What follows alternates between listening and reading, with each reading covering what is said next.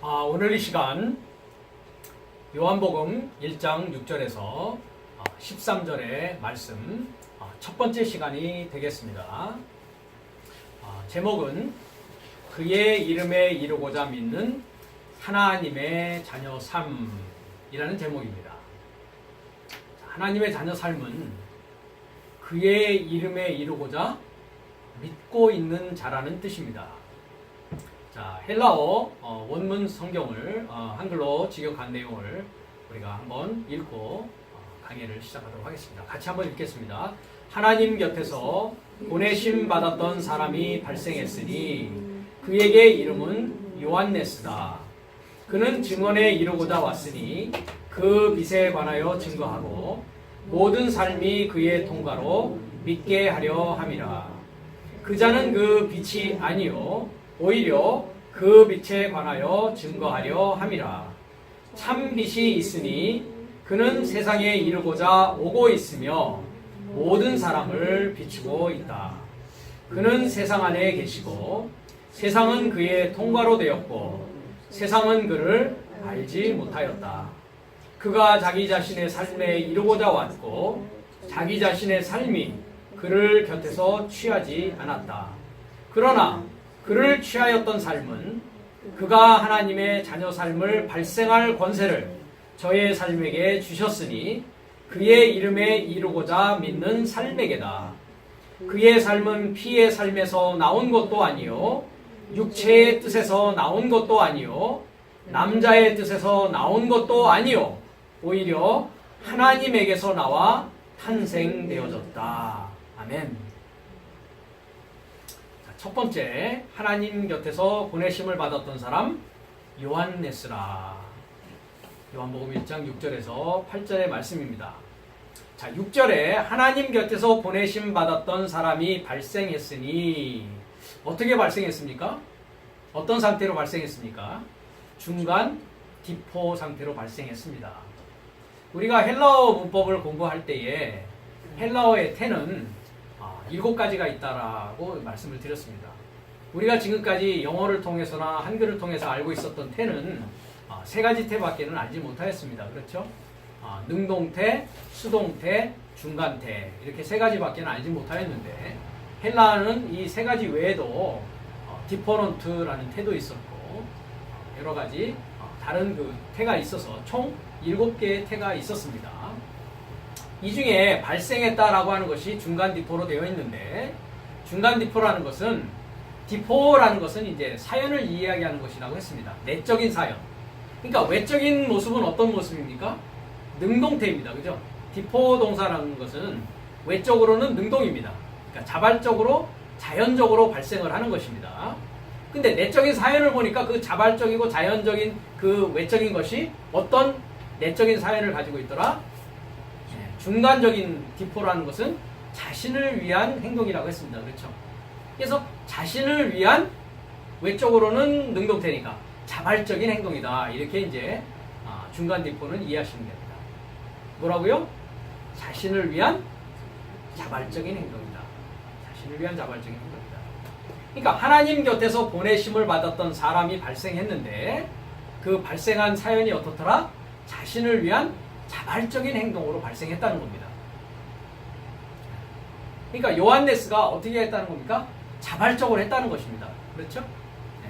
누구에 의한 어떤 타의에 의한 것이 아니라 자기 자신을 위해서 자기가 그렇게 했다 이 말입니다. 그래서 그에게 이름은 역격을 쓰고 있습니다. 그에게 이름은 요한네스다라고 했습니다.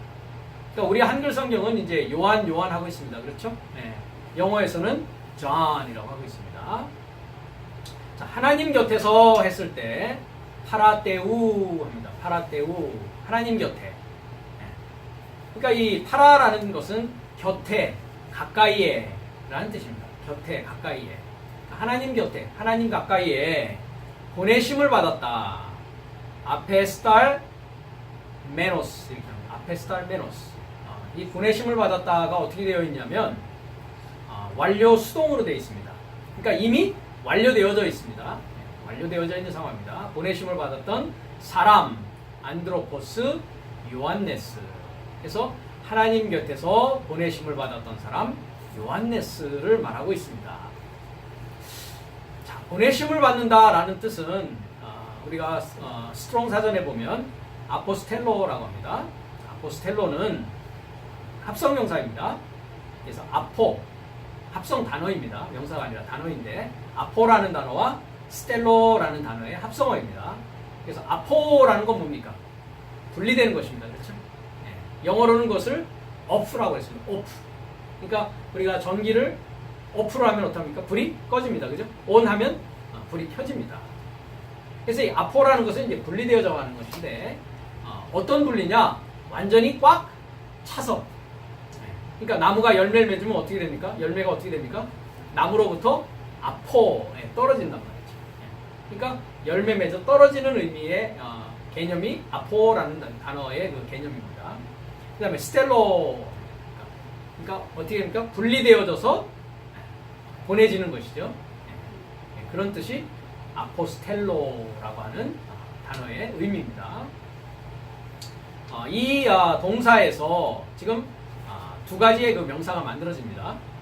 남성 명사와 여성 명사가 만들어지는데, 먼저 아포스톨레 하면은 사도 직분, 그러니까 사도라고 하는 보내심을 받은 자의 일에 관련한, 내용에 관련한 부분. 그러니까 여성 명사라는 건 뭐라고 했습니까? 무엇을 생산해내는, 무엇을 받아서 생산해내는 입장이라고 했습니다. 그러니까 여성 명사 하면은 받아서 생산해내는 입장, 그 일과 관련해서 직무와 관련된 내용적인 면이다, 이렇게 생각하시면 됩니다. 그러니까 사도의 직분, 내용적인 것입니다. 그 다음에 이제 남성 명사는 아포스톨로스. 이것을 이제 사도라고 하고, 우리가 이 아포스텔로의 의미로 보면 뭡니까? 완전히 익어서 보내심을 받은 자, 남성입니다. 남성 명사를 말하고 있습니다. 그래서 이제 이렇게 꾸며져 있고요. 단어가 구성이 되어져 있고, 그 다음에 이제 우리가 한 가지 보면 거짓 사도라는 것이 이제 성경에 나옵니다. 거짓 사도. 그러니까 보내심을 받는 자가 사도인데, 문제는 그러면 어디에서 누구로부터 보내심을 받느냐의 문제라는 것입니다. 그렇죠? 예. 왜요? 보내는 자는 땅입니까? 하늘입니까? 네, 하늘에서 보내심을 받습니다. 그런데 우리가 구약의 히브리어의 그 하늘을 보면 하늘의 수가 어떻게 되어 있었습니까? 쌍수로 되어 있습니다. 그렇죠? 쌍수로 되어 있단 말이죠. 그러니까 어느 하늘로부터 보내심을 받느냐의 문제라는 것입니다. 그래서 우리가 참 하늘과 거짓 하늘이 있는 것입니다. 그 보내심을 받는 자가 직분을 수행할 때 아포스톨레라고 하는데, 무엇을 가지고 직분을 수행하냐라는 것이죠. 그러니까 어떤 하늘에서 보내심을 받았냐에 따라서 그 직분의 내용, 전하는 내용은 다를 것이라는 것입니다. 그래서 쌍수 하늘로부터 보내심을 받는다. 그래서 여기서는 거짓 사도라는 말이 있는데, 푸슈다 포스톨로스라고 합니다. 푸슈다 포스톨로스. 이 단어 역시 이제 합성어인데, 퓨데스라는 단어와 아포스톨로스의 합성어입니다. 그래서 퓨데스라는 것은 거짓, 아포스톨로스 하면 사도 해가지고 거짓 사도. 그래서 고린도후서 11장 13절에 보면 이 단어가 나옵니다. 퓨다포 스톨로스 해가지고 이 거짓 사도에 대한 이야기가 나옵니다. 그러니까 우리는 반드시 누구로부터 그러면은 들어야 되겠습니까? 참 하늘로부터 보내심을 받은 자에게 들어야 됩니다. 그렇죠? 그래서 로마서 10장에 보면 믿음은 들음에서 나는데 어떻게 듣는다고요? 보내심을 받은 자로부터 듣지 않으면 믿을 수 없고, 믿지 않으면 어떻게 해요? 부를 수 없다. 초청할 수 없다. 뭐를요? 주의 이름을 초청할 수 없다. 이렇게 되어 있고요. 그 보내심을 받는 그 자가 하는 말씀은 반드시 어떤 말씀이라고 했습니까? 믿음은 들음에서 나며, 들음은 하나님의, 즉 그리스도의 말씀으로 말미암았느니라 했을 때 그 말씀이 뭐였습니까? 크레마라는 말씀이었습니다. 즉 영이요 생명인 말씀을 말하는 것이었습니다. 그래서 이와 같이 아포스텔로, 보내심을 받았다라는 것입니다. 그래서 우리가 하나님을 히브리어에서 엘이라고 하고 있는데, 엘로힘 역시도 하나님이라고 번역되어 있는 것을 우리가 확인해 볼 수 있었습니다. 그렇죠? 그러니까 엘이라는 것이 뭐라고 했습니까? 전치사로 사용될 때는 방향이라고 했습니다. 방향. 그래서 헬라어로 쓰는 것을 뭐라고 한다고 했습니까? 프로스라고 합니다. 그렇죠? 프로스. 향하여. 그러니까 전능자를 향하여입니다. 그렇죠? 그래서 전능자를 소망하는 사역을 엘로힘이라고 우리가 이야기를 했는데 어떤 전능자를 향하고 있느냐의 문제를 제가 창세기를 공부하면서 이야기했던 적이 있습니다. 그러니까 참 하나님을 향하고 있느냐, 거짓 하나님을 향하고 있느냐, 어떤 애를 소망하고 있느냐라는 문제입니다. 그렇죠? 어떤 애를 소망하고 있느냐. 역시 이 사도도 역시 하나님으로부터, 참 하나님으로부터, 그리스도 예수로부터 보내심을 받은 자로부터 듣느냐, 그렇지 않으면 마귀요, 사탄이요, 용인, 거짓 아비로부터 보내심을 받은 자로부터 듣느냐. 그래서 계시록에 보면 개구리 같은 새 영을 우리가 이야기하고 있습니다. 그렇죠? 용과 짐승과 거짓 선지자들의 입에서 나오는 것을 뭐라고 하고 있냐? 개구리와 같은 거짓 영에서 나오는 말이다. 이렇게 이야기가 되고 있다는 것입니다. 그래서 거짓 사도로부터 듣느냐, 정말 보내심을 받은, 하나님으로부터 보내심을 받은 사도로부터 듣느냐, 이것은 오로지 듣는 자의 몫입니다. 듣는 자의 책임입니다. 네. 그러니까 듣고자 하는 자는 분별력을 가져야 되는 것이고, 그 분별력은 어떻게 이루어질 수 있습니까? 끊임없이 하나님을 알기 위한 그 뭐라고 할까요? 두드림, 찾음이 없으면 분별력이 생기겠습니까? 안 생기겠습니까? 생기지 않습니다. 그래서 두드리고 찾고 구해야만이 내가 누구로부터 듣고 있는가 하는 것에 대한 분별력을 하나님은 말씀을 통해서 주신단 말이죠. 자, 그 다음에 세 번째 단어인데요. 세 번째 요한네스였습니다. 우리가 아포스텔로, 아포스톨레, 필라푸스톨로스, 그 다음에 이제 요한네스라는 이름인데요. 이 요한네스라고 하는 이름은 히브리어에, 히브리 그 스트롱 사전에 3110번에 보면 요하난이라는 히브리어의 요하난에 대한 헬라어 음력입니다. 그러니까 요하난을 헬라어에서는 요한네스 이렇게 발음을 한 것입니다. 그래서 요하난 하는데 이 요하난이라는 것도 두 단어의 합성어입니다. 그래서 하난했습니다. 하난. 그래서 앞에 이게 요라고 되어 있죠. 요는 예호바의 축약형입니다. 그러니까 예호바를 짧게 얘기하면 어떻게 된다고요? 요 합니다. 요. 그래서 예호바. 그 다음에 하난 했죠. 하난. 그래서 요하난. 그래서 예호바 플러스 하난이라는 뜻입니다. 자, 예호바라는 뜻이 뭐라고 그랬습니까? 예호바라는 이름의 의미는 제가 여기도 썼습니다만은 실체를 소망한다 이렇게 돼 있죠. 근데 정확히 더 자세히 얘기하면 자, 예 했습니다. 예. 그죠? 앞에 미완료를 가지고서 하야 동사가 있습니다. 그러니까 있기 시작하는 거죠. 존재하기 시작하는 겁니다. 그죠? 뭐를요? 바브를 뭐 하는 겁니까? 소망해서. 그래서 바브를 소망해서 실제, 실존을 소망해서 있기 시작하는 것. 있기 시작하는 그 뜻이 뭐라고요? 예호바라고 하는 히브리어 단어의 의미입니다. 그러니까 하나님의 이름은 뭡니까? 예호바십니다. 예호바. 예호바라는 분, 하나님, 예호바는 어떤 분이시다? 실체를 소망하시는 분이다. 그 얘기는 뭡니까? 내가 하나님을 드러내는 실체가 되기를 내 안에서 하나님은 뭐하고 계시다? 소망하고 계시다. 그러니까 실체가 되었다, 실존이 되었다라는 것은 뭡니까? 우리가 주님께서 누구한테 그 얘기를 했습니까? 빌립한테 얘기를 했습니다. 그렇죠? 그 다음에 이제 도마한테도 그 얘기를 합니다. 내가 가는 길을 어찌하니까 하니까 주님께서 뭐라고 하십니까? 내가 길이요, 진리요, 생명이다 라고 합니다. 그러니까 실제가 되어지고 실존이 되어졌다는 것은 길을 보여줄 수 있어야 됩니다. 그렇죠? 아버지에게 이르는 길, 그 다음에 진리, 하나님의 말씀, 진리를 이야기할 수 있어야 됩니다. 그죠? 그래서 뭐 할 수 있어야 됩니까? 마지막 아담으로서 살려주는 영을 줄 수가 있어야 됩니다. 영을 준다는 건 뭘 주는 겁니까? 말씀을 주는 것입니다. 이해력을 주는 것입니다. 하나님을 이해해서 하나님을 믿을 수 있는 능력을 주는 것입니다. 그래서 하나님 자녀되게 만드는 것입니다. 그 자가 누구라고요? 실체, 실존이라고 하는 것입니다. 그래서 빌립이 그 전에 이야기할 때 뭐라고 합니까? 아버지를 보여주십시오 하니까 뭐라고 합니까? 나를 본 자는 아버지를 본 자이시다. 그러니까 여러분 각자가 실존 실체가 되어 있다면 여러분 각자가 뭐가 되어져 있는 것입니까? 길이 되어지고 진리가 되어지고 생명이 되어져서 아버지를 뭐 할 수 있는 자입니까? 보여줄 수 있는 자가 된 것입니다. 그 자를 뭐라고 하느냐? 실체가 되어진 자다. 실존으로 존재하는 자다. 하나님을 설명할 수 있고 하나님을 보여줄 수 있고 하나님을 이해할 수 있도록 인도해 줄 수 있는 자. 그 자가 되기를 하나님은 내 안에서 뭐하고 계시다고요? 소망하고 계십니다. 그게 예호바라고 하는 뜻입니다. 예호바. 그 다음에 하나안 씁니다. 하나안이라는 뜻은 은혜라는 뜻입니다. 은혜.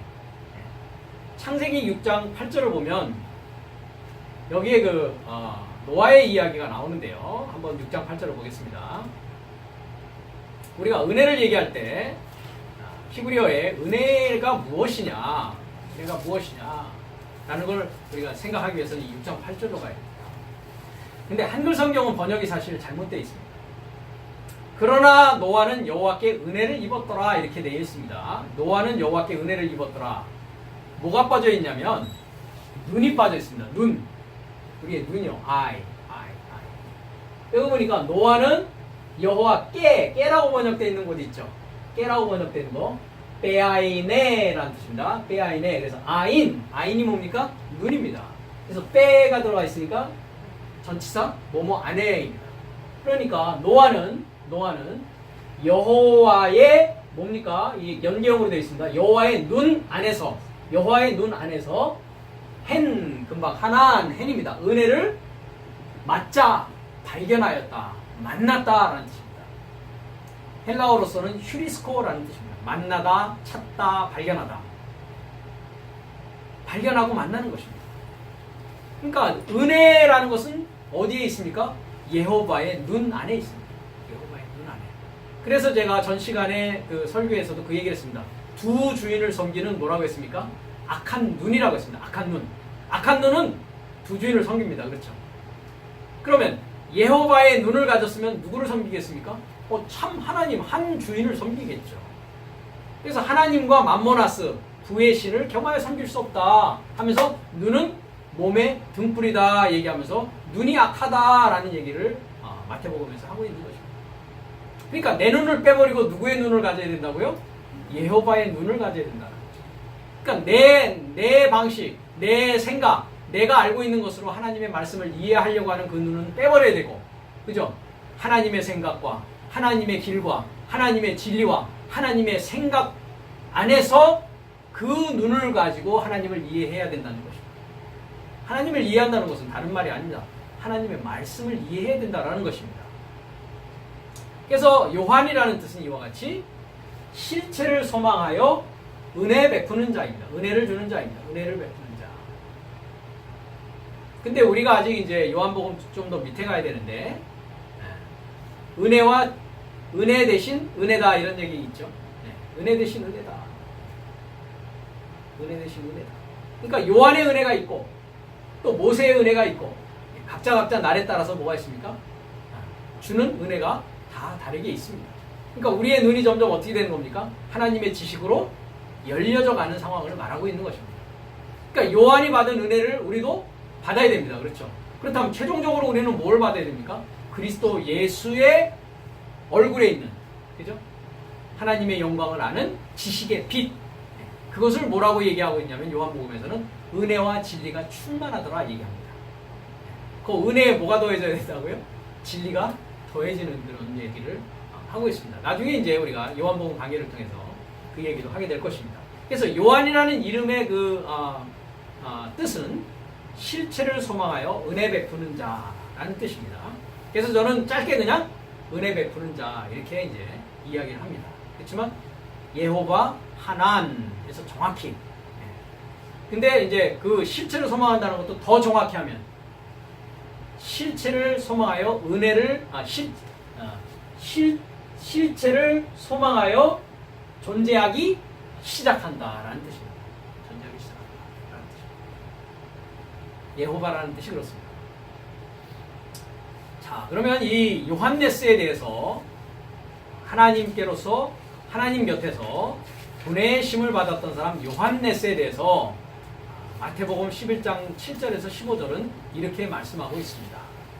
보겠습니다. 그리고 예수스께서, 자, 예수스를 제가 뭐라고 지금 의미를 넣습니까? 구원의 실체입니다. 실체, 실존입니다. 그래서 우리가 다 저번 시간에 뭐가 되어야 된다고 했습니까? 그의 이름에 이르고자 믿는다라는 것은 그의 이름화되는 것입니다. 그의 이름이 되는 것입니다. 내가.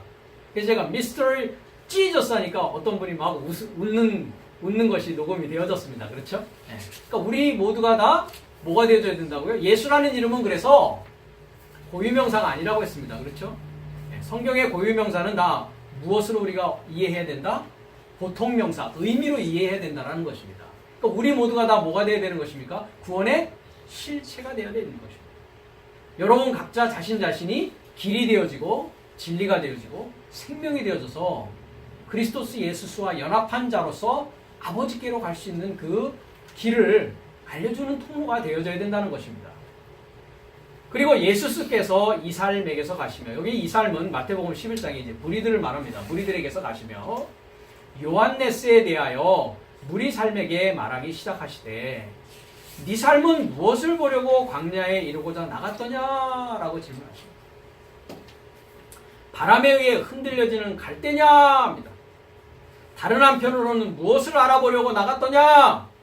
부드러운 옷살만에 입혀진 사람이냐? 보라, 부드러운 옷을 입은 삶은 왕살의 집살만에 있다. 이렇게. 그러니까 세례 요한이 이제 그 감옥에 갇혀 있을 때 이런 얘기를 합니다. 그렇죠? 광야에서 그는 그리스도 예수에 관해서 증언을 했습니다. 그렇죠? 근데 이제 감옥에 있는 상황에서 우리가 당신이 그리스도이십니까? 아니면 오실 일을 기다려야 됩니까? 이렇게 이야기를 합니다. 그렇죠? 그러니까 주님께서 여기에서 이제 책망을 하시는 겁니다. 그러니까 광야 안에 있는 뭐라는 것입니까? 세례 요한은 바람에 의해 흔들려지는 갈대라, 이렇게 주님은 정의를 하십니다. 요한에 대해서. 이 갈대라는 의미는 칼라모스라고는 그 헬라어를 쓰고 있습니다. 칼라모스. 이 갈대는 우리가 성경을 보면 두 가지로 사용합니다. 하나는 뭐 하느냐? 측량할 때. 그래서 그 뭐를 가지고 있습니까? 금갈대로 뭘 측량합니까? 새 예루살렘 성을 측량하는 얘기가 계시록에 나옵니다. 그렇죠? 그 다음에 이 갈대를 가지고 뭘 합니까? 예, 이렇게 글을 기록합니다. 그러니까 서기관의 역할이란 말이죠. 그러니까 사람의 청량한 곧 천사의 측량이다, 이렇게 합니다. 자, 천사라는 건 뭡니까? 역시 앙겔로스, 메센저입니다. 소식을 전하는 자를 말하는 것입니다. 그러니까 바람에 의해 흔들려지는 갈대냐? 바람에 흔들려지는 갈대로 이 세례 요한을 주님께서 이야기를 하고 있습니다. 9절에 다른 한편으로는 무엇을 알아보려고 나갔더냐? 선지자를? 그렇다. 내가 네 삶에게 말하노니 선지자보다 탁월한 자니라. 그럽니다. 누가요? 세례 요한이요. 지금 세례 요한에 대한 얘기를 주님께서 하고 계십니다. 그러니까 선지자보다 탁월한 자로서 바람에 흔들려지는 갈대로 세례 요한은 존재하고 있다는 것입니다. 그러면 광야에서 우리는 무엇을 해야 됩니까? 무엇을 발견해야 됩니까? 제가 광야라는 뜻, 그 히브리의 뜻을 뭐라고 그랬습니까? 미트바르라고 했습니다. 미트바르. 그래서 미 하는 거는 뭡니까? 뭐뭇에서 나오는 겁니다. 그죠? 다바르 하면은 동사로는 정리하다, 명사로는 말씀입니다. 그러니까 말씀이 정리정돈되어지는 곳이 어디라고요? 광야라는 곳입니다. 그런데 그 광야라는 곳은 또 어디라고 되어 있습니까? 출애굽기 7장 38절을 보니까 모세와 함께 시내산에서 어디에 있었다고요? 모세 안에서 어디에 있었다고요? 광야 안에서, 교회 안에서 있었다라고 이야기를 하고 있습니다. 그러니까 교회라는 곳은 어떤 곳입니까? 광야라는 곳이요. 광야 교회라는 곳은 뭐 하는 곳이다? 말씀을 정리정돈하는 곳이다. 그러니까 교회라는 곳에 들어와야 이제 뭐를 접하게 되는 것입니까? 하나님의 말씀을 듣고 배우고 접하게 되는 것입니다. 그전에는 어디에 있었는데요? 광야교회 전에는 어디에 있었습니까? 애굽에 있었거든요. 애굽이라는 곳이 뭐라고 그랬습니까? 히브리 말로 미츠라임 했습니다. 미츠라임. 네. 그것을 이집트라고 영어는 했고 한글로서는 애굽이라고 번역을 했습니다. 근데 히브리어로는 미츠라임입니다. 미츠라임. 자, 마지막에 요드메미 붙으면 쌍수어미가 됐습니다. 미츠라임, 임이니까 쌍수입니다. 그럼 미츠라라는 건 짜라, 쭈르라는 뜻에서 왔는데 이것은 뭐냐? 애워싸다 이렇게 됐어요. 포위되다, 애워싸다. 아까 제가 무슨 얘기를 했습니까? 감옥 얘기를 했죠. 그러니까 지금 어떻게 되어 있는 상황입니까? 애굽 안에 이스라엘 민족이 있었다라는 것은 어떤 상황이 있는 겁니까? 포위되어 있는 상황입니다. 포위되어 있다라는 것은 감금되어 있는 상황입니다. 파트모스에서 지금 요한 얘기를 하고 있습니다만은 세례 요한 말고 사도 요한. 사도 요한이 파트모스라는 어디에 있었습니까? 섬에 있었습니다. 그죠? 섬은 어떤 곳입니까? 물에 의해서 포위가 되어 있는 곳입니다. 물에 포위가 되어 있는 곳입니다. 그러니까 섬에서 육지로 가려면 뭘 타야 됩니까? 배를 타고 육지로 가야 된단 말이죠. 배가 누군데요? 크리스토스 예수. 우리 주님이 배이십니다. 주님이 배이시란 말이죠. 그는 파트모스라는 섬에서 요한계시록 7날에 관한 그 모든 것을 그는 기록했다라는 것입니다. 마찬가지입니다. 이와 같이. 그러니까 애굽이라는 곳은 감옥과 같은 곳입니다. 감방과 같은 곳입니다. 섬과 같은 곳입니다. 섬과 같은 곳입니다. 그래야 그 섬에서 나와야 된단 말이죠. 그러기 위해서 홍해를 건너는 것입니다. 물을 건너는 것입니다. 물을 건너는 일이 일어나야 되는 것입니다. 근데 물을 건너려면 반드시 물에서 건짐을 받은 자의 인도를 받는단 말이죠. 모세라는 이름이 뭐라고요? 물에서 건져진 자입니다. 그래서 이 자의 인도에 의해서, 모세의 인도에 의해서 어디를 탈출합니까? 감옥을 탈출하는 겁니다. 감옥을 탈출하는 겁니다. 430년 동안의 감옥살이에서 해방되는 것입니다. 그러니까 바로는 뭐라고 되어 있습니까? 에스겔서 32장에 보니까 바다의 악어다 이렇게 되어 있습니다. 그러니까 애굽은 뭡니까? 그러니까 온갖 사상이 그냥 모여져 있는 바다와 같은 곳입니다. 바다와 같은 곳. 그 바다와 같은 곳에서 지금 뭐 하는 상황입니까? 건져져서 나오는 상황입니다. 누구의 인도로? 모세가 건짐을 받았거든요. 그죠? 건짐을 받았으니까 또 건져줘야죠. 그렇죠? 그래서 광야라는 것은 교회입니다. 사도행전 7장 38절이 정확하게 그 얘기를 하고 있습니다. 그러니까 자연인의 상태에서 이제 어디로 나오는 겁니까? 교인의 상태가 되는 겁니다. 그래서 교회라는 것은 히브리어로 에클레시아라고 합니다. 에클레시아. 에크. 나오는 거죠. 쌍나서 나오는 겁니다. 클레시아, 칼레오. 초청받아서 나오는 것입니다. 그래서 여호와께서 모세를 통해서 이스라엘 민족을 초청해서 그 초대의 이스라엘 민족이 응해서 이제 세상의 임금인 바로, 즉 어둠 속에서 이제 빛을 향해서 뭐 하는 겁니까? 탈출해 나오기 시작하는 것이 몇째 날이라고요? 넷째 날 광야교회의 모습이라는 것입니다. 그래서 넷째 날 광야교회에 나와서 이제 어디를 통과합니까? 어디로 들어갑니까? 가나안으로 들어가죠. 그죠? 가나안 교회입니다. 가나안이라는 것은 날개를 접다라는 뜻을 갖고 있습니다. 그러니까 내 날개를 접고 누구 날개를 달아야 된다는 것입니까? 크리스토스 예수스의 날개를 이제 달기 위한 준비 작업이란 말이죠. 그래서 여섯째 날에 이제 어디 누구를 만납니까? 크리스토스 예수스가 내 안에서 미완료적인 빛이 이제 드디어 떠오르기 시작하는 것입니다. 이와 같이. 그래서 바람에 흔들려지는 갈대, 선지자보다 탁월한 자로서 있다. 세례 요한은. 그렇지만 누구를 만나야 되는 겁니까? 이제 그리스도 예수스의 만남에 이르러야 됩니다. 그렇죠? 어디에서부터 시작한 것이? 광야에서 시작해서 가나안을 통해서 이제 어디에서요? 요단강가에서. 요단이라는 뜻은 요르다네스라는 헬라어입니다. 요르다네스라는 뜻은 낮아짐입니다. 뭐라고요? 낮아짐. 겸손을 얘기합니다. 겸손. 그러니까 하나님의 말씀, 아들의 음성을 듣기 위해서는 내가 어떻게 돼 있어야 됩니까? 내 마음이 강팍해서는 안 되죠. 목이 곧은 백성이 돼서는 안 되죠. 그죠? 들을 귀 있으려면 어떻게 됩니까? 나를 높여야 됩니까? 낮춰야 됩니까? 나를 낮춰야 된다는 거죠. 그곳이 어디라고요? 요단이라는 거죠. 요단. 주님을 요단에서 만나는 것입니다.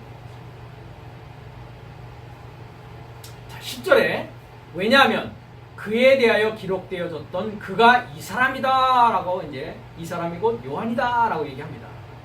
보라, 내가 내 얼굴 앞에 내 사자를 보내니 아포스텔로 내 사자를 보내니 말라기서에 이것이 기록이 되어져 있습니다. 그가 내 앞에서 내 길을 예비할 것이다 라고 합니다. 그러니까 세례 요한의 임무는 무엇입니까? 무엇입니까? 메시아 그리스도 앞에 보내심을 받은 자로서 길을 예비해야 되는데 지금 어떤 상황에 있다? 바람에 흔들리는 갈대 상태에 있다. 갈대 상태에 있다. 그렇지 못하고 있다라는 뜻입니다. 11절에 진실로 내가 네게 말하노니 여자 살맥에서 태어난 삶 안에 세례자 요한네스보다 더 위대한 자가 일어남을 받지 못했다. 그러니까 금방은 뭐라고 합니까? 선지자보다 탁월한 자라고 얘기하시고 그의 역할이 무엇이다라는 것을 이야기하시면서 여자 살맥에서 태어난 삶 안에 요한네스가 가장 위대한 자다라고 얘기를 하십니다. 그러나 하늘 삶의 나라 안에 더 작은 자가 그보다 더 위대하다. 하늘 삶 안에 와 있습니까? 아직 못 들어오고 있습니까? 아직 못 들어오고 있다는 거죠. 12절에 그리고 세례자 요한네스의 날 삶으로부터 세례자 요한네스의 날 삶은 나중에 또 세례 요한에 대한 얘기가 이번 그 강해가 끝난 후에 또 나옵니다. 또 나오기 때문에 그때 가서 제가 더 자세히 이야기하려고 오늘은 2구절만 얘기했는데 세례자 요한네스의 날 삶이라는 것은 그러면 몇째 날을 이야기하느냐? 5째 날의 마지막입니다. 마지막 선지자가 세례 요한입니다. 이 부분에 대한 자세한 것은 5째 날과 6째 날의 그 상황이 어떤 상황인가 하는 것은 나중에 세례 요한의 그 자세한 그 얘기에서 제가 많은 성경 내용을 가지고 말씀드리도록 하겠습니다. 그 날이 어느 날이라고요? 5째 날에 언제라고요? 마지막에 해당하는 선지자가 누구다? 세례 요한이다. 이게 세례 요한의 날 삶으로부터 지금까지, 이 지금은 언제겠습니까? 6째 날입니다. 6째 날, 그리스도스 예수를 만나는 날, 하늘 삶의 나라가 침략받고 있나니 침략하는 삶은 그것을 강탈하느니라. 그러니까 하늘 삶의 나라는 어떻게 해야 된다고요? 강탈이라는 말이 뭡니까? 강탈? 강제로 빼앗아야 된다고요. 누가 강제로 빼앗을 수 있겠습니까? 그 가치를 아는 자는 강제로라도 빼앗을 것이란 말이죠. 그 가치를 모르는 자는 아무리 주려고 해도 받지 않습니다. 그래서 우리가 고린도전서 1장 18절 이후에 보면 십자가의 도라고 되어 있는 십자가의 말씀이 멸망하는 자들에게는 어떻게 보인다고요? 미련하게 보입니다. 그들은 강탈하려고 하지 않습니다. 왜? 세상과 뭐가 되어 있으니까요? 요한일서에 친구가 되어 있거든요. 네. 세상과 친구가 되어 있습니다. 야고보서에 있죠? 가늠하는 여인들이가 나오면서 그렇죠? 세상과 친구, 하나님의 원수가 되어져 있는 상황이기 때문에 강탈하려고 하지 않습니다. 그 가치를 모릅니다. 그러니까 개나 돼지한테 뭐 하지 말라고 합니까? 진주를 던지지 말라라고 주님도 말씀하시는 겁니다. 진주가 뭐였는데요? 마태복음 13장에 보니까 하늘 삶의 나라였습니다. 진주는 하늘 삶의 나라입니다. 천국이 아니라고 했습니다. 천국이라는 말은 잘못된 번역입니다. 하늘 삶의 나라입니다. 복수입니다. 그래서 침략하는 삶은 그것을 강탈합니다. 그러면 예수님과 동행했던 제자들은 지금 어떤 상황입니까? 하늘 삶의 나라를 뭐하고자 하는 자입니까? 강탈하고자 하는 자들. 그래서 주님은 철저히 무리와 제자 삶을 어떻게 합니까? 분리시키십니다. 산에 올라갈 때도 누구만 올라갑니까? 제자하고만 올라갑니다. 가르침을 줄 때도 제자한테만 줍니다. 그 외에는 다 비유로 말씀하십니다. 무리들에게는. 왜? 그 가치를 알려면 뭐 하라는 겁니까? 네 십자가를 지고 나와 뭐 해야 된다고요? 동행해야 된단 말이죠. 그 자가 강탈하고자 하는 자입니다. 여러분, 하늘 삶의 나라를 강탈하고 싶으십니까? 그러려면 어떻게 됩니까? 여러분들의 십자가를 지고 주님과 동행하는 삶이 있어야 됩니다. 그럼 자기 십자가를 진다는 것은 무엇입니까? 나의 세상적인 모든 것을 뭐 하는 겁니까? 내려놓고 뭐 해야 된다는 겁니까? 하나님의 말씀을 말씀대로 살기 위한 공부와 연구와 그 말씀대로 살기 위한 결심이 필요하다는 것입니다. 그것을 뭐라고 한다고요? 자기 십자가라고 하는 것입니다. 다른 것이 십자가가 아닙니다. 거기서 날마다라고 되어 있죠. 자기 십자가를 지고 날마다 나를 쫓으라. 날마다가 아닙니다. 영어는 데일리라고 번역되어 있지만 날마다가 아닙니다. 매일매일이라는 뜻이 아닙니다. 카타헤메라입니다. 카타헤메라. 나를 쫓아서. 날이 되신 분이 누굽니까? 일곱째 날 되신 참비시면 크리스토스 예수스 참비십니다. 그죠? 그 날을 쫓아야 된다니까요. 그럼 주님을 만나는 날은 몇째 날이라고 막 얘기했습니까? 여섯째 날입니다. 세례 요한은 몇째 날이라고 했습니까? 다섯째 날의 마지막 선지자라고 했습니다. 그러면 어떻게 해야 합니까? 일곱째 날 되신 크리스토스 예수스의 날을 쫓아서 여섯째 날의 공부를 통해서 나의 십자가를 지고 그 날을 쫓아서 이제 몇째 날에 이르러야 된다는 것입니까? 일곱째 날에 이르러야 된다는 것입니다. 그래서 오늘날 너희가 그의 음성을 듣거든 너의 마음을 강팍하게 하지 말라 하는 오늘날이 뭐였습니까? 호헤메라. 그 날입니다. The day. The day가 그의 음성을 듣는 오늘날이라고 하는 The day가 언제입니까? 여섯째 날입니다. 주님을 만나고 주님을 발견하는 날입니다. 그 자가 뭐 하려고 하는 자라고요? 강탈하려고 하는 자라고요.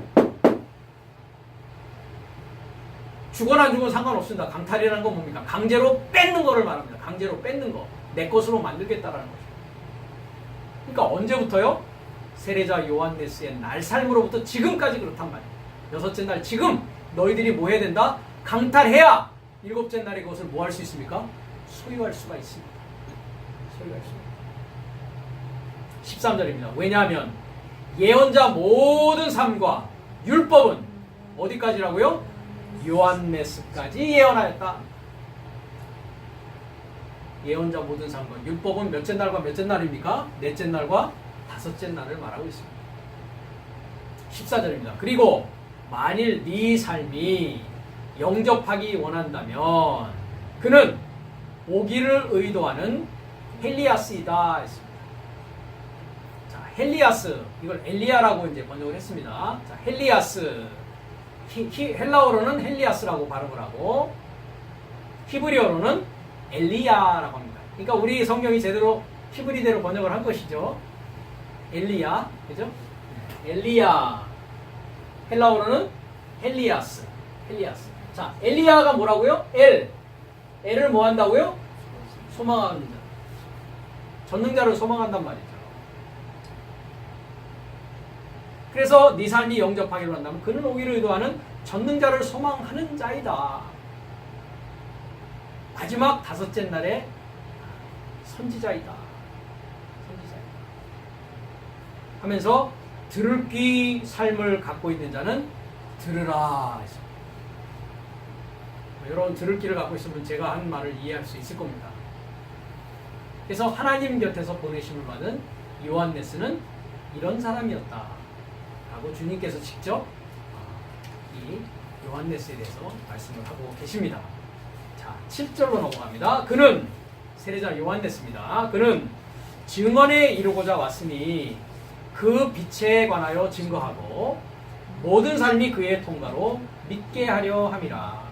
그 자는 그 빛이 아니요 오히려 그 빛에 관하여 증거하려 함이라. 그렇습니다. 빛은 몇째 날부터 증거되기 시작합니까? 자, 한 날에는 어떤 상황입니까? 빛이 있기 시작하는 상황입니다. 그러면 그 빛이 이제 증거되기 시작하는 날은 넷째 날입니다. 아까 모세가 몇째 날이라고 했습니까? 넷째 날입니다.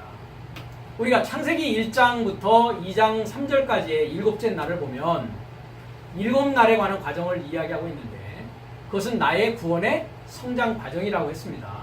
그래서 첫 번째 단어가 베레시트였습니다. 베레시트를 태초에라고 번역되어 있지만 원래 베레시트라는 뜻은 뭐라고 했습니까? 나의 인친 머리 안에라고 했습니다. 그러니까 하늘과 땅도 다 어디에 있다고요? 나의 인친 머리 안에 봉해져 있습니다. 인쳐져 있으니까 뭐 되어 있다고요? 봉해져 있습니다. 몇 개인으로 봉해져 있습니까? 7인으로 봉해져 있습니다. 그렇죠? 그래서 그 7인을 뗄 자가 없어서 얼마나 사도 요한이 울고 있었습니까? 계시록에서. 그러면서 다윗의 뿌리 다윗의 사자가 이겼다라고 하면서 그리스도스 예수스가 이제 인을 떼어주는 것을 이야기를 하고 있다는 것이죠. 그러니까 넷째 날의 그 빛은 드디어 뭐 하기 시작하냐면 우리에게 인식되기 시작합니다. 그 넷째 날은 모세입니다. 자, 우리가 이제 7날을 우리가 시청자들을 위해서 잠깐 말씀을 드리면, 한 날의 상황은 첫사람 아담의 상황이라고 했습니다. 첫째 날이라고 성경은 되어 있지 않고 한 날이라고 되어 있습니다. 한 날. 그러니까 기수라는 것과 서수라는 것이 있는데, 숫자에는 자, 기수라는 것은 뭡니까? 1, 2, 3, 4, 5, 6 해서 그것을 완전수라고 합니다. 기수는 뭐라고 한다고요? 완전수라고 합니다. 완전수. 완전한 수란 말이죠. 서수라는 것은 첫째, 둘째, 셋째, 넷째 순서를 말합니다. 순서. 서수라는 것은 분수입니다. 뭐라고요? 분수입니다. 분수. 그러니까 완전수의 개념이 기수이고 서수의 개념은 분수입니다. 그러면 한 날 안에 이제 두 날이라고 되어 있지 않고 어떻게 되어 있습니까? 둘째 날, 셋째 날 해서 일곱째 날 이렇게 되어 있습니다. 그것은 다 무슨 개념이라고요? 완전수가 아니라 분수의 개념입니다. 그래서 7분의 둘째 날은 2, 셋째 날은 7분의 3, 일곱째 날은 7분의 7. 7분의 7이 뭡니까? 한 날이지 않습니까? 한 날. 7분의 7은 1이거든요. 그러니까 하루가 1000년 같고 1000년이 하루 같다. 1000년이 뭐라고 그랬습니까? 알레프. 나의 본성이 하나님의 본성으로 완성되어지는 것을 뭐라고 합니까? 년이라는 건 탈바꿈이 했죠. 탈바꿈. 본성이 탈바꿈되는 그 기간을 뭐라고 한다고요? 한 날이라고 한다고. 한 날. 그 한 날은 어떻게 구성되어 있다? 7날로 구성이 되어 있다. 이 얘기입니다. 그럼 한 날의 첫사람 아담이, 둘째 날은 어떤 일이 있습니까? 궁창이 있기 시작해서 윗물과 아랫물이 나눠지는 일이 있게 됩니다. 이 때를 뭐라고 한다고요? 노아의 때를 비유해서 이렇게 이야기하고 있습니다. 아래 물의 물사상과 위의 물사상을 누구를 통해서 알려주고 있다고요? 하나님께서 궁창의 노릇하는 노아를 통해서 이야기해주고 있습니다. 셋째 날은 이제 땅이, 그죠? 물로부터 이제 나와서 뭐가 있습니까? 풀, 씨 맺는 채소, 그 다음에 뭡니까? 열매 맺는 과목이 있기 시작하거든요. 이 날에 해당하는 자가 셋째 날입니다. 그죠? 그것을 아브라함과 이삭과 야곱의 12아들로 열매 맺는, 즉 씨라는 건 뭡니까? 씨는 그리스도라고 했습니다. 그래서 이삭에게 난 자라야 내 씨라, 이렇게 갈라디아서 3장 16절은 이야기하고 있단 말이죠.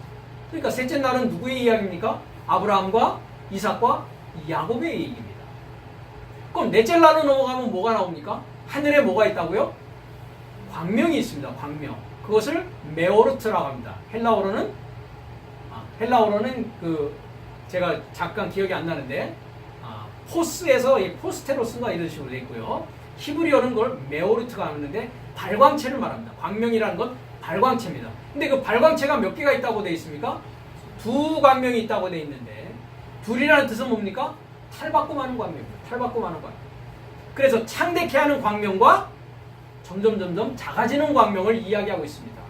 그게 넷째 날의 이야기입니다. 아까 넷째 날이 사도행전 7장 38절에 넷째 날이 뭐라고요? 광야교회 안에 있었고 모세 광야교회 안에 있었다. 이 교회의 시작이라고 했습니다. 그러면 커지는 광명은 누구겠습니까? 모세죠. 왜? 빛을 뭐하기 시작합니까? 이제 비추기 시작한다. 발광체라는 것은 빛을 받아서 빛을 이렇게 조명하는 겁니다. 조명하는 건 뭐예요? 빛을 비추기 시작한단 말이에요. 스스로는 빛을 낼 수 있습니까? 없습니까? 없습니다. 그래서 이 메오르트라는 것은 성막에 보면 등대가 있죠. 램프스탠드 안에 기름이 있죠. 그 기름이 타야 어떻게 됩니까? 빛이 나죠. 그것을 마오르트, 등대라고 합니다. 그래서 등잔, 등. 그러니까 발광체란 말이죠. 발광체. 그러니까 기름을 태워야 돼요. 그 기름이 누군데요? 마샤라고 합니다. 히브리어로 마샤에서 뭐가 나옵니까? 메시아의 기름 부음 받은 자. 메시아는 헬라어로 번역하면 뭡니까? 그리스도다. 메시아는 그리스도, 크리스토스, 크리스마, 기름 부음 받은 자, 이렇게 되는 것입니다. 그러니까 그리스도의 지식을 갖고 있어야, 하나님의 지식을 갖고 있어야 뭐 할 수 있어요? 빛을 비출 수가 있다고요. 그 자가 누구였다고요? 넷째 날에 모세였다는 거예요. 그럼 작아지는 광명은 누구겠습니까? 바로죠. 바로란 말이죠. 그래서 에스겔서 32장을 얘기하는 겁니다. 바로는 바다의 악어다. 물을 정복했다. 애굽이라는 강을 정복한 자이다. 그러니까 작아지는 광명, 큰 광명은 모세와 바로의 이야기를 넷째 날은 하고 있다는 것입니다. 다섯째 날은 하늘에 새가 있고 물에 물고기들이 있습니다. 그 물고기, 큰 물고기라는 게 아까 악어라고 표현되어 있는 탄닌을 말합니다. 탄닌, 바다를 정복하고 있는 자. 그러니까 새하늘과 새 땅이 되면 바다를 정복하는 자가 있습니까? 없습니까? 바다는 다시 있지 않더라. 사라지죠. 하늘의 새는 누굽니까 그러면? 새는 마귀 사탄을 말합니다. 그러니까 마귀 사탄, 후견인과 청지기 아래, 거짓 선지자 아래, 용과 짐승과 거짓 선지자의 입의 말씀에 다섯째 날은 맡겨준 날입니다. 하나님께서. 여섯째 날은 금방 얘기했듯이 크리스토스 예수스를 만나는 날입니다. 그래서 그 여섯째 날에 대한 창세기 여섯째 날을 보면 뭐가 나옵니까? 아담이 나옵니다. 아담을 행하신단 말이죠. 그 아담을 행하시는 그 아담은 누구라고 했습니까 전에? 둘째 아담 크리스토스 예수스를 말합니다. 그러니까 빠라 아담, 창조되어지는 아담과 아사 아담, 행하여지는 아담이 다른 아담이라는 말씀을 전 설교에 몇 주 전이었습니다. 그죠? 드린 적이 있습니다. 일곱째 날은 그의 일이 마쳤다. 그 일이라는 게 무엇이라고 했습니까? 멜라쿠트 해가지고 말라크, 메센저, 하나님의 사자가 완성되어져 나오는 날이 일곱째 날이라고 했습니다. 그것이 사도들의 이야기를 일곱째 날에 하고 있는 것입니다. 이와 같이 성경은 나의 성장 과정, 나의 구원의 전 과정을 성경의 인물들을 통해서 각 날에 구원받는 그 빛의 역할을 하는 그 자들을 통해서 나로 하여금 뭐하게 하는 것입니까? 거기에 나를 쫓아서 성장하라라고 성경은 우리에게 하나님께서는 말씀하고 계시는 겁니다. 그래서 실존의 실존을 소망해서 내 안에 하나님은 이와 같이 존재하고 계십니다. 그래서 그 자는 빛이 아니고 이제 빛에 관하여 증거하는데 빛이 이제 내 안에서 떠오르기 시작하고 빛나기 시작하는 날이 몇째다? 넷째 날이다. 이 얘기를 하기 위해서 제가 길게 일곱 날에 관해서 이제 얘기를 지금까지 해왔던 겁니다. 이 날이 어떤 날이냐? 우리 인생에 있어서는 교회 생활을 시작하는 날이다. 그 날을 몇째 날이라고 한다? 넷째 날이라고 한다. 하나님의 말씀, 하나님의 율법을 신의 산으로부터 모세를 통해서 받는 그 날이 나의 신앙생활에는 넷째 날에 해당하는 날이다 라고 말씀을 드리는 것입니다. 그래서 요한네스는 그 빛에 관하여 증거하여 믿게 하려 합니다. 믿게 하려 합니다. 자, 요한네스가 이 빛에 관해서 어떻게 증거하고 있는지 요한복음 1장 29절에서 34절 이 내용을 우리가 앞으로 배울 내용입니다. 앞으로 공부할 내용인데 요한네스의 증거를 미리 한번 당겨서 보도록 하겠습니다. 같이 보겠습니다. 그 다음 날 요한네스가 그를 향해 오는 예수스를 보고서 말하되 보라 세상의 죄를 들어올리는 하나님의 희생양이다. 이 자가 내가 그에 대하여 말한 자이니 내 뒤에 남자가 이루고 있으니 그는 내 앞에 되었고 내게서 먼저 존재함이라. 나도 그를 알아보지 못했었다. 오히려 내가 물 안에서 세례를 주러 왔으니 이를 통하여 그가 이스라엘에게 나타남을 받게 하려 함이니라. 그리고 요한네스가 증거하여 말하되 하늘에서 나와 비둘기같이 내려오는 영을 내가 주목하였고 그가 비둘기가 그를 접하여 머물렀다. 나도 그를 알아보지 못했었다. 그러나 물 안에서 세례를 주라고 나를 보내신 이가 내게 말씀하시되 누구를 접하든지 네가 그를 접하여 내려와 머무는 그 영을 알아보거든 그가 성령 안에서 세례를 주는 자이다. 나도 보았기에 이 자가 그 하나님의 그 아들이라 증거하였다라고 세례 요한이 증거하고 있는 내용이 1장 29절부터 34절에 나옵니다. 이것에 대한 자세한 내용은 아까도 제가 세례 요한에 대해서 자세하게 나중에 이야기를 드린다고 했을 때 바로 이쪽 구절을 제가 말씀드리는 것이었습니다. 이 부분에 가서 정확히 지금 말한 7날의 과정을 가지고 세례 요한이 위치해 있는, 포지션되어 있는 다섯째 날의 마지막 상황을 제가 이때 가서 자세하게 말씀드리도록 하겠습니다. 그래서 그는 이와 같이 빛에 관하여 증거해서 그 빛을 믿게 하려는 그 역할을 가지고 있었습니다. 근데 그 빛에 관해서 증거하는 그의 행동은 뭐였습니까? 물론 뭐 하는 상황입니까? 물론 세례를 주는 일을 통해서 그 빛을 이제 믿게 하려는 것이었습니다. 그러면 물세례는 무엇이라고 되어 있습니까? 베드로서에 물은 우리를 구원하는 표다라고 하면서 선한 양심이 하나님을 향하여가 아니었습니다. 하나님에 이르고자, 하나님과 하나 되고자 뭐 하는 것이다? 묻는 것이다. 질문해 나가는 것이다 라고 했습니다. 그러니까 물세례를 받는 자는 뭐 해야 됩니까? 반드시 물세례를 받았다는 것은 질문이 있어야 됩니다. 근데 그 질문은 어떤 목적을 갖고 있다고요? 하나님과 하나 되고자 하는 질문입니다. 괜히 딴지 걸려고 하는 질문이 아니고 하나님을 알기 위한 질문이란 말이죠.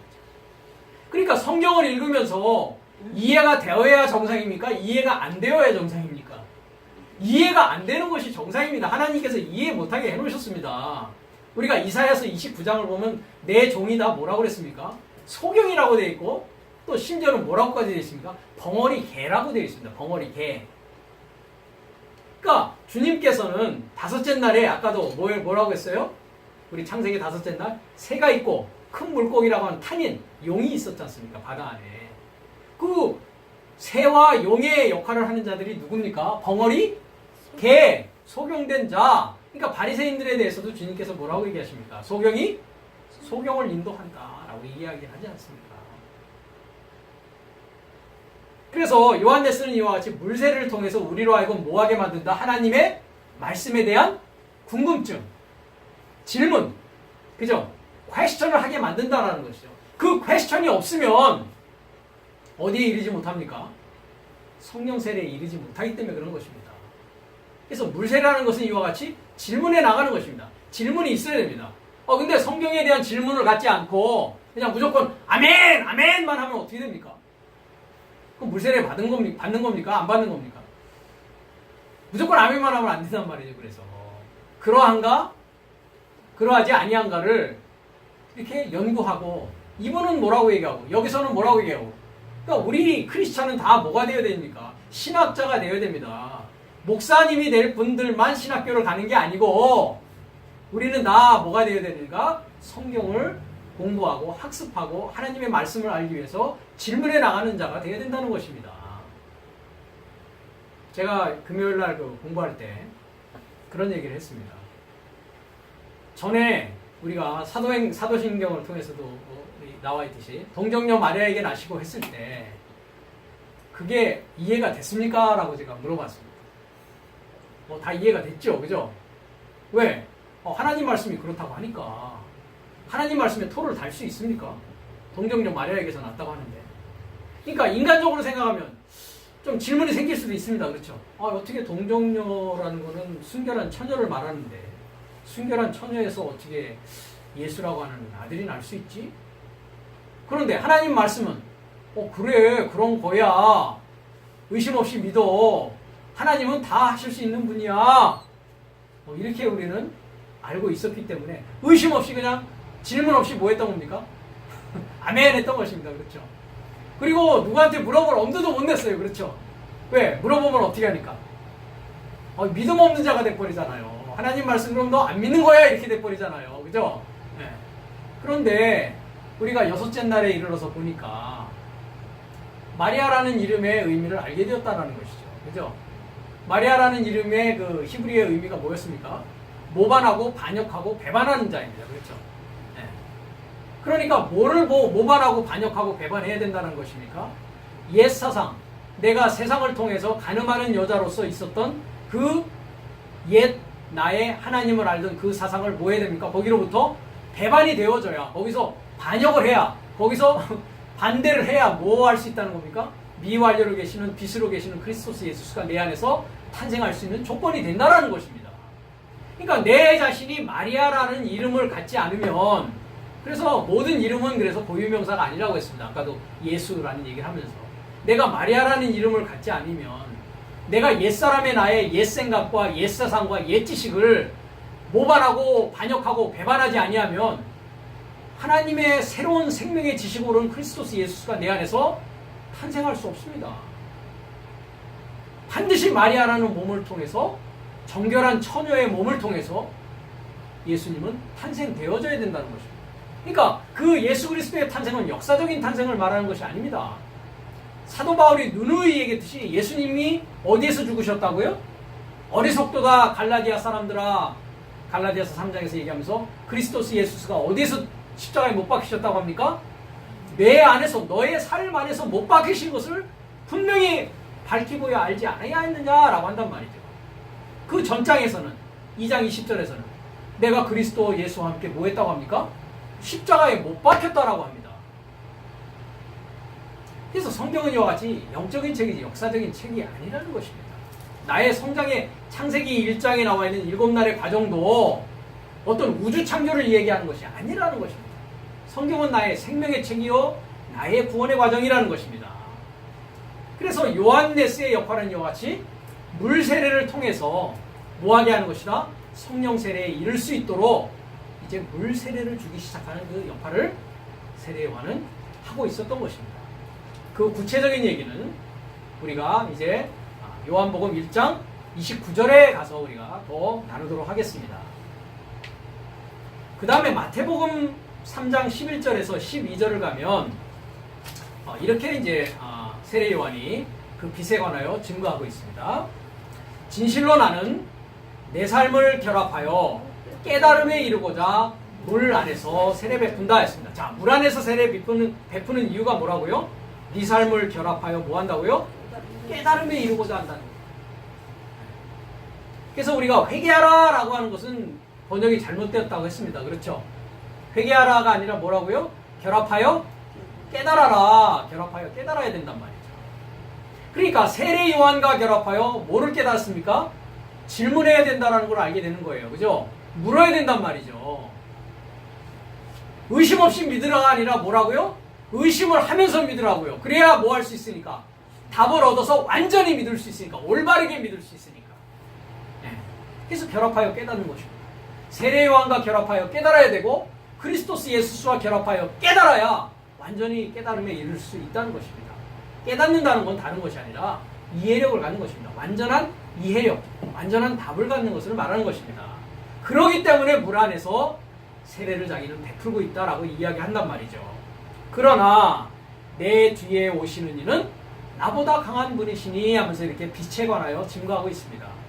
나는 그의 발밑에 도며맨 바닥신 삶을 운반하기에 충분하지 못하다. 자, 옛날 이 코인의 그릭으로 이렇게 신약성경이 기록될 때에 지금 같은 나이키 신발이 없었습니다. 샌달이 있었습니다. 샌달을 신고 다녔는데 그 샌달에 이 끈이 이렇게 동여맨 거. 여러분들 아마 그 로마에 관한 그런 그 영화 같은 거 이렇게 보시면 사람들이 신고 다니는 샌달 같은 거 보셨을 겁니다. 그러니까 그 당시에는 포장도로가 또 아니니까 먼지도 많이 걸을 때, 그죠? 네, 그러니까 이렇게 손님이 오면 종들이 뭐 하냐면 이와 같이 바닥신을 이렇게 풀어요. 끈을 풀어주고 발을 뭐 합니까? 씻겨줍니다. 네, 왜냐하면 이렇게 걸으면서 먼지가 많이 묻고 발이 더럽혀지니까. 그래서 집에 들어오기 전에 어떻게 합니까? 신발을 벗고, 그죠? 깨끗한 발로 이렇게 들어가는 것입니다. 그래서 나는 그의 발밑에 동여맨 바닥신 삶을 운반하기 충분치 못하다. 그러니까 아주 자기 자신을 굉장히 낮추고 있습니다. 세례 요한이. 그죠? 어떤 신분으로? 종과 같은 신분으로. 네. 그래서 주인이 오면 뭐 합니까? 신을 끌어주고 발을 씻기고, 그죠? 네. 하는 종의 입장이다라는 얘기입니다. 그는 네 삶을, 그가 누굽니까? 이제 내 뒤에 오시는 이 나보다 강한 분, 그분, 그 참 빛을 말합니다. 그분은 네 삶을 성령과 불 안에서 세례 베풀 것이다. 즉 나는 물세례를 통해서 너희들에게 질문하게 하고 묻게 하고 간청하게 하는데, 간구하게 하는데, 메시아를, 그분은 성령과 불 안에서 이제 세례를 베푸시는 분이다 라고 합니다. 그의 손 안에 키가 그리고 그는 그의 타작마당을 완전히 깨끗하게 할 것이고 그의 밀을 창고에 이르고자 모을 것이다. 그러나 그는 쭉정이를 꺼지지 않는 불로 불살라 버릴 것이다. 이렇게 얘기합니다. 자, 여기서 한번 보십시오. 성령과 불 안에서 세례 베푸는 것이 무엇인가 하는 것을 세례요한이 설명을 해주고 있습니다. 여기서. 자, 그의 손 안에 키가 있습니다.